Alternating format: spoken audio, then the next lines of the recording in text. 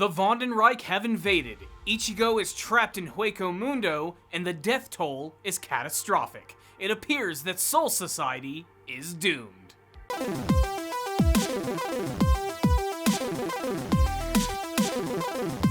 Powerful Nerdcast assemble! Stay dandy, baby.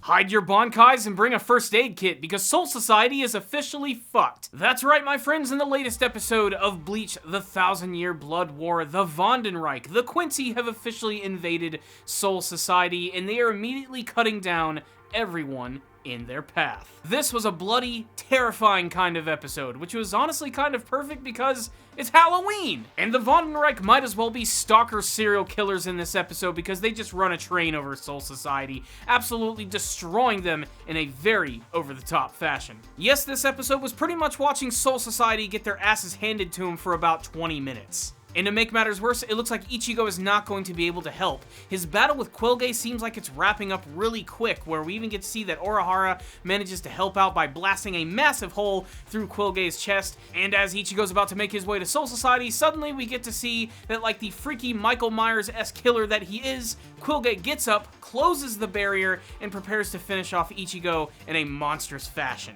That's just one small part of this episode. Most of this one is devoted to the introduction of all of these brand new Sternritter, the top dogs within the Vandenreich.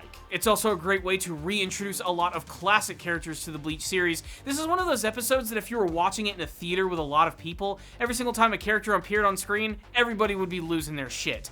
And I myself was. It was really great to finally see the return of characters utilizing a lot of their special abilities. But while this episode certainly had a lot of spectacle behind it, it was very simple. Essentially just the Vandenreich fighting against various members of the Gotei 13 and establishing the fact that they have the ability to not seal Bankai, but to steal Bankai. So yes, the stakes have officially been raised in the latest episode of the series. There isn't much to say in this one aside from the fact that it was really cool to finally see some brand new villains introduced in the series, and they are all incredibly varied in this episode. Oddly enough, I think my favorite thing about this episode was not any of the big introduction of characters or the action scenes, but it was probably the title card drop in this episode. I don't know what it is, but Bleach has always been really good about making some really distinctive title cards, but here in the 1,000-Year Blood War, they always managed to be really unique and cool, and this one actually opened up with the death of Hide Tomo, that character who was introduced just an episode ago, and he immediately gets killed by one of the Quincy, basically being completely cut in half. And in the manga version, I don't remember him actually getting like split down the middle. I think it was mostly him just being slashed, but I loved the detail of seeing like his shadow get completely split in two with a massive blood splatter hitting the ground, revealing the title, Kill the Shadow. I have to say, I was certainly fangirling when I saw the return of both Renji and Byakuya. They're going to be battling against a character who goes by the name of Asnot, a character who seems to do all of his shopping from Hot Topic. But while he appears very edgy on the outside, he can certainly back that up with his ability to manipulate reishi by turning them into massive spikes, which he can use to pretty much take out anybody in a flurry of really cool-looking attacks. Not to mention, he can also take all of Byakuya's attacks, which is really crazy considering how powerful that guy is. Senbon Sakura, Kageyoshi, the Bankai version, can't do shit against this guy. And he's definitely one of the creepiest looking Quincy. He's also joined by this luchador-looking motherfucker, which is just awesome. We also have former Vizard Rose, who's going to be going up against another character with a name which is just so damned ridiculous. I believe his name is Nanana Najakup. He's a funny-looking character who really needs to see a dentist. You got Shunsui going up against this guy with pistols, a guy who's so strong and fast he manages to blast one of his freaking eyes out. You have fan-favorite character Hitsugaya battling against fucking Vega from Street Fighter. Soifong battling against this twisted Jason Voorhees-looking dude. And as I made clear in my last review, I'm just happy to see Bombietta Basterbine, who's fighting against everybody's favorite doggo, Komamora.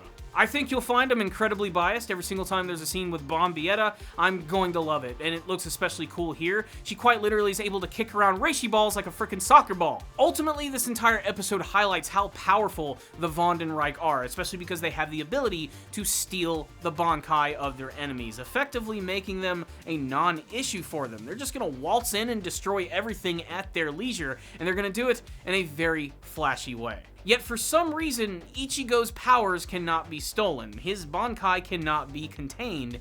And of course, people who read the manga know exactly why this is, and for people who don't, well, you're just gonna have to wait and see. There's a lot to love in this episode of Bleach, but it also has some problems in my opinion. First and foremost, I don't think there's any need for the pacing to slow down considering that this is based on a manga series which has ended. It's also why I have to dock this episode a little bit because the first 5 minutes alone are strictly just a recap in the intro of the show. I feel like I'm being robbed of some amazing shit, especially because there was one scene in the manga that I really felt was going to be in this episode, and it would have been really perfect for Halloween for how ghastly it actually looks, but we're just gonna have to save that for the next one. That being said, the episode still managed to excel at showing that these Quincy are incredibly terrifying, especially with their ability to steal Bankai. It truly makes them very scary opponents and arguably the most intimidating that we've seen in the entire Bleach series. And most importantly, I'm glad that they're really highlighting how wacky and out there that they really are. I mean, I love the Shinigami and I think they're cool, and a lot of them have distinctive abilities, but a lot of them do blend in together. When you see these characters, you know immediately like why they're different and who they are when you see them. They're distinctive, if anything, and that makes them incredibly memorable. I think, like I said, I think my top 3 from this episode have got to be Asnot, the creepy, spiky-faced dude who's battling against both Renji and Byakuya. Of course, I'm biased, so I'm gonna mention Bombietta Basterbine,